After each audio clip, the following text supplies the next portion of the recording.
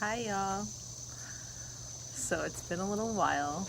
I tend to come back to this on Friday evenings. I guess at the end of the week, there's this sense of permission to take a moment, reflect, share, step back, which is kind of what this is about, actually.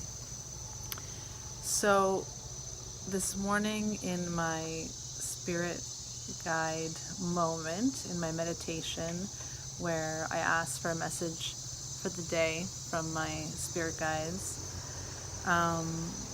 specifically those that have my best interests at heart or speak from the highest truth and integrity. Always specify what guides you're talking to. I asked for the message for the day, and it was about leaning out. So typically we hear the wisdom of lean in, like that famous book, Lean In. Engage more, be proactive, don't hesitate to act, and, be on the front end of the note.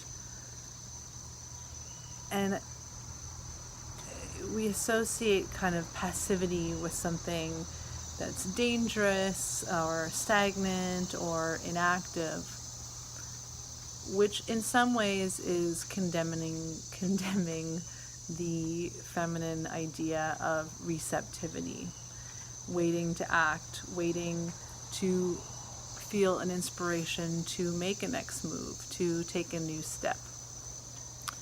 So, contrary to leaning in, I have been guided and exploring this idea to lean back out and receive flow rather than needing to guide it. This is pretty powerful for action. It doesn't mean that you're inactive, that you're stagnant. On the contrary, some of the changes that have been most profound for me and what I was unable to do with my own willpower happened for me as I learned to give up control and to be in a state of receptivity, of being shown what the next right action was or is to be. So this covers changes of plans. It's something that can throw our ego's plans off. It makes room for the unexpected, for surprises, for people's opinions that might differ from your own, advice that you might not have solicited. And we tend to have a certain program that we want to control. And if someone or something happens outside of that plan, we are frustrated or annoyed or scared that we were wrong, that, our direction will be thwarted. So anyone that's worked with me knows I have an obsession with "Thy will be done" as the shortest, most effective and powerful prayer, completely separated from its religious context. It's just so beautifully worded that I don't want to interfere with its wording, but you could change that wording to,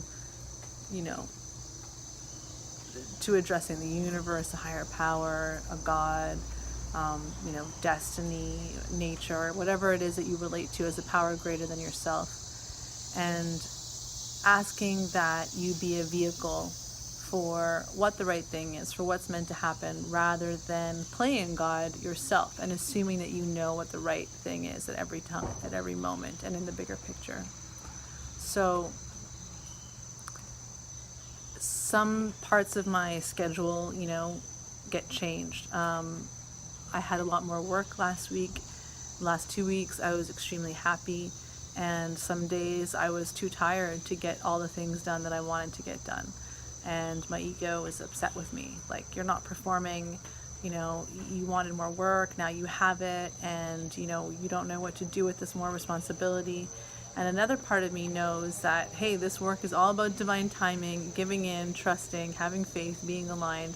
If I believe anything I'm doing in a tarot reading, then I have to believe everything that happens around those readings. The timing, the scheduling, when things come, when they're ready, when I'm ready to film it, when the person's ready to receive it. So every time my schedule is thrown off and I have to be receptive to what's meant to be, I have to trust a part of a bigger plan, a bigger design than the one that I am manufactured, beautiful things happen, things work out, there's no emergency, there's no fire burning. I am not the center of the universe, and yet the universe is aligned for me. So I guess want to leave you with that thought that it is safe to zoom out. It's safe and encouraged even to feel what wants to come through. And if something feels forced and it doesn't feel easy, it's okay to just say, you know what, this is not feeling right now, and I don't know why, and rationally it doesn't make sense, but the right thing will prevail. The dust will settle the way it's meant to. And all the miracles seem to me to happen there. Doesn't mean you don't have intention and direction and, a will, but experiment with offering up a will to something greater than yourself that wants the best for you, that is guiding you towards the becoming that you're meant for. And people, events, the unexpected, the unknown, those are not obstacles that are in your way of manifesting. Those are opportunities that you might not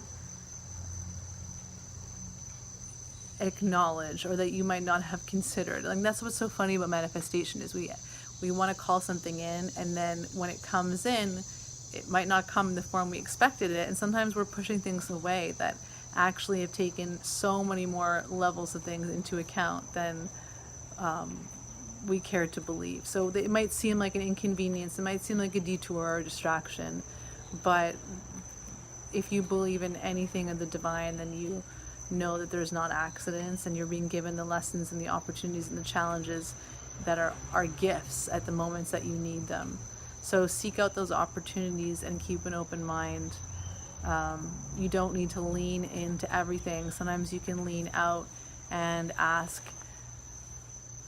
your higher power, however you want to formulate that. Ask what the next right action is and wait for it to come. Wait for it to feel right to present itself, and find it with ease. Sometimes by leaning back, the right thing can come to you. That is all. Have a wonderful weekend of not forcing, of trusting, and of being flexible and inspired. Thanks.